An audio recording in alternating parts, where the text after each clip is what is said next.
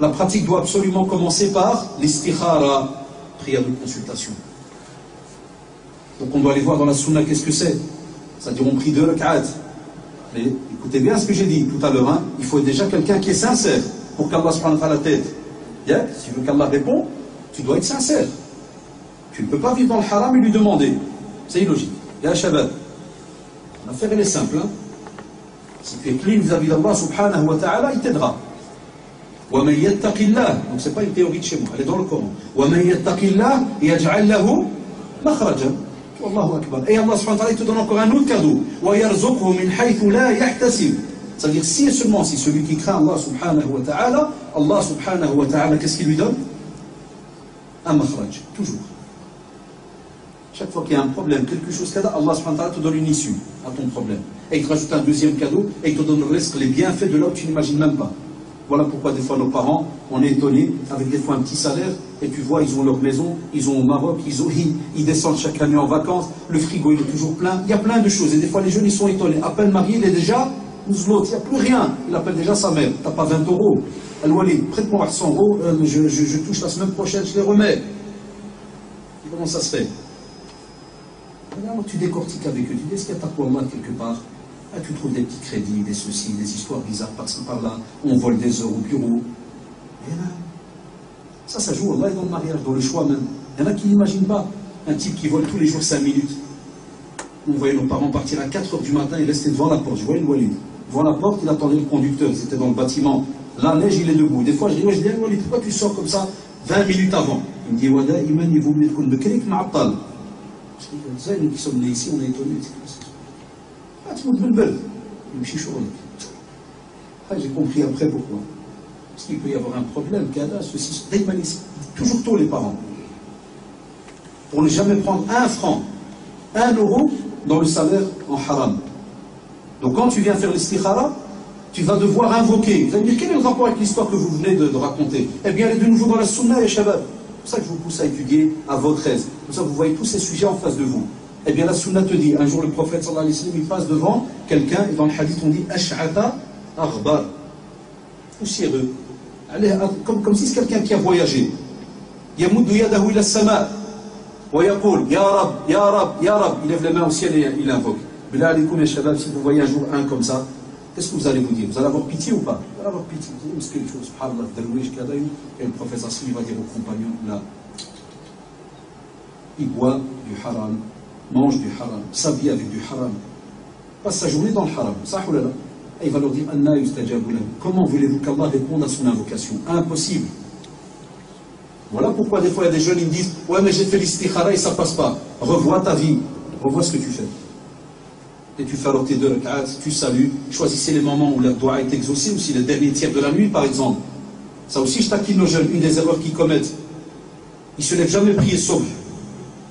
Le Walidine n'arrête pas de nous appeler pour ça. Chaque fois, même Ramadan, il y a Ikhwan qui nous disent dites à nos jeunes de prier le sobh.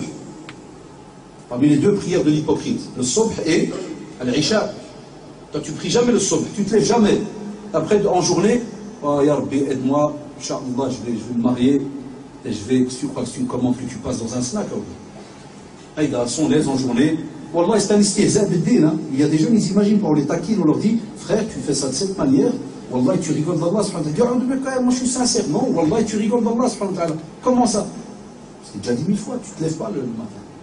Et je me dis des fois des jeunes qui viennent avec moi dans les camps de jeunes et autres, je leur dis des fois, ils ne se lèvent pas prier. Tu dois le réveiller 20 fois, alors je dis, excuse-moi. Et à la maison, comment tu fais? Ah, dit à vous, non, je ne me lève pas. Type, il a 20 ans, on a 18 ans, on a 17 ans. Je dis, comment tu veux qu'Allah t'aide?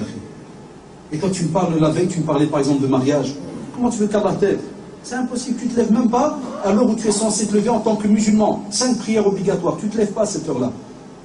Et de nouveau, tu veux que absolument ce mariage, Inch'Allah, va se dérouler comme il se doit. C'est logique ou illogique? C'est illogique de nouveau. Tu n'es même pas à l'heure où Allah t'attend, subhanahu wa ta'ala, et tu veux qu'il t'aide. Et dedans, tu vas faire les éloges d'Allah, subhanahu wa ta'ala. Allah, subhanahu wa ta'ala. Et tu vas citer ton projet. Et tu vas demander à Allah subhanahu wa ta'ala s'il est bien pour toi, ta religion, ta vie. Facilite-le pour moi, ya Allah. Ou sinon le contraire. Rejette-le. Fasse qu'il soit éloigné de moi.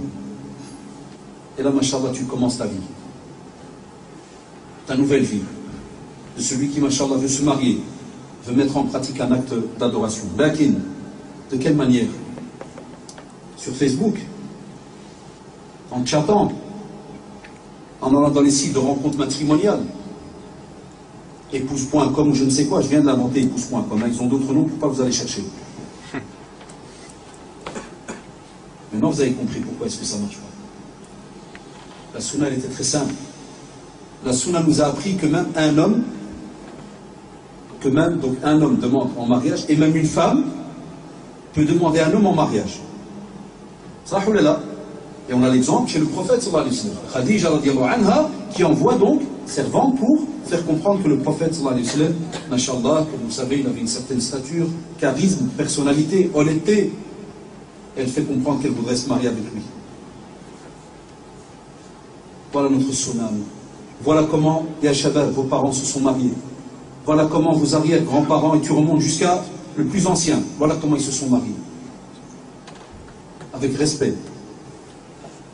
De famille à famille. Pas n'importe comment. La sunna te dit effectivement, tu peux l'avoir. Tu peux espionner même. Regardez l'islam, subhanallah, il te donne toutes les facilités.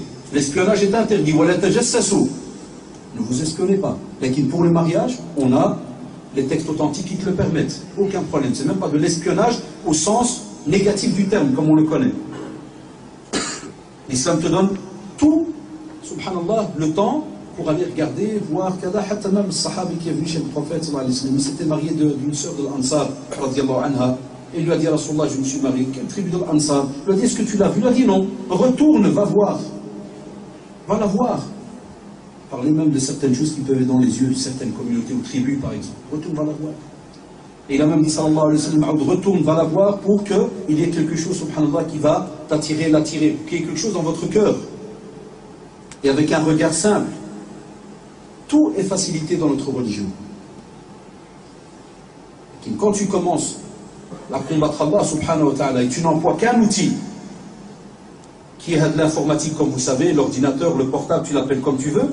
Là, comment tu veux qu'Allah te facilite les choses? Et même nos parents, des fois, ils sont même pas au courant. Aujourd'hui, vous avez vu, il y a la technologie, il y a Kada. Donc Satan, c'est tout à fait normal que son travail va redoubler. Ça, il va redoubler. Au plus il y a de la technologie, au plus Satan, il redouble de travail. Avant qu'il n'y avait rien, il y avait des petites haramiyat. Et encore, il y en avait. Maintenant, c'est trop compliqué, Ikhwan. Et lui, il s'est juré, il a dit, la arwiyannahum. Je vais les arnaquer un par un, je vais leur tourner la tête, mais un par un, et je serai devant eux, derrière, au-dessus, en dessous, gauche, droite, je ne vais pas les lâcher. Je ne vais pas les lâcher. Et c'est pour ça qu'Allah subhanahu wa ta'ala lui a répondu, Ya Shabab, et il lui a dit, Inna, de nouveau, on va apprendre la langue arabe aujourd'hui avec un petit mot, Inna ibadi, spécialement mes serviteurs, ceux d'Allah subhanahu wa ta'ala, Laysa laka alayhim sultan, abadan. Si un frère, à la sœur, tu suis Allah subhanahu wa ta'ala comme tu dois le faire, Allah subhanahu wa ta'ala a déjà répondu à Satan, à ta place. Et il dit déjà à Satan, Allah, mes serviteurs, tu vois le serviteur qui est bien là, jamais tu pourras l'avoir. Pourquoi? Parce qu'il ne va jamais user de moyens qui sont contraires aux règles de l'islam. Donc déjà, premièrement, on n'a pas à s'amuser à chercher son épouse ou son époux sur des sites. Et ne viens pas me dire, je fais la da'wa pour chercher une sœur pieuse. Il y a des petits malins, qu'est-ce qu'ils font? Ils envoient des textes sur Facebook. Salam alaikum, le prophète a dit, deux points, tantandaïma hadith. Et puis après, ils attendent les commentaires en dessous. Puis dès qu'ils voient qu'une, machallah, va apparaître avec une photo avec un niqab ou autre, qu'est-ce qu'il fait? Hadihiya. Ah oui, parce que vous savez bien, dans les profils, il va y avoir toutes les marques. Mais dès qu'il voit qu'une va apparaître, entre guillemets, à la musulmane, qu'est-ce qu'il va faire? Tac, c'est celle-là. Alors on envoie un petit POC ou SPOC ou tout ce que vous voulez là. Je commence à m'entraîner maintenant. On envoie un tas de petits trucs là. Alors elle répond en privé. Je disais dernièrement aux jeunes, est-ce que vous avez déjà vu un loup? C'est un loup. Se balader avec une poule. Dib ma'adjaja. Wallahi.